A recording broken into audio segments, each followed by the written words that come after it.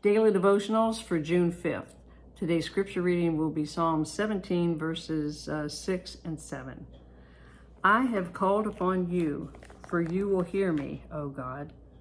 Incline your ear to me and hear my speech. How about that? David is asking God to incline his ear to him and listen. I did that last night. I'll tell you about that in a minute. Show your marvelous loving kindness by your right hand.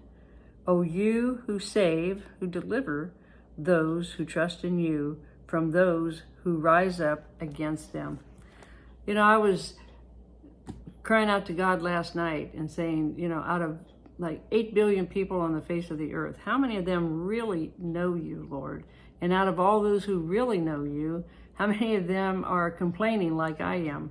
Okay, because I had petitions. I sounded like Habakkuk. I had my petitions I was bringing before the Lord, and I wanted him to hear me. And I know he does, but it's like I was emphasizing, Lord, are you hearing what I'm saying? It seems like you've been quiet and not answering me.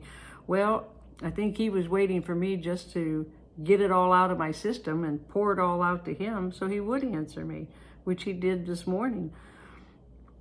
So, he really is showing his loving kindness toward us. Sometimes I think we just need to be still and know that he is God. Get ourselves off of our own throne and let God sit on that throne. Let him lead us and guide us.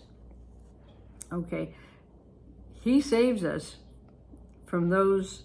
Okay. It says, "Oh, you who save those who trust in you." Are we trusting in God with all of our heart? Leaning not on our own understanding? Recently, I haven't been leaning on his, but on mine.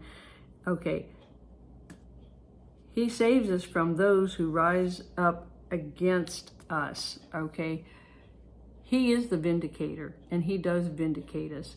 Sometimes it seems like everything is working against us, and there's so many different scenarios in the way that things can come against us. But many times, and I'm guilty of this, it's things that I've allowed because perhaps I didn't obey quickly or didn't obey at all.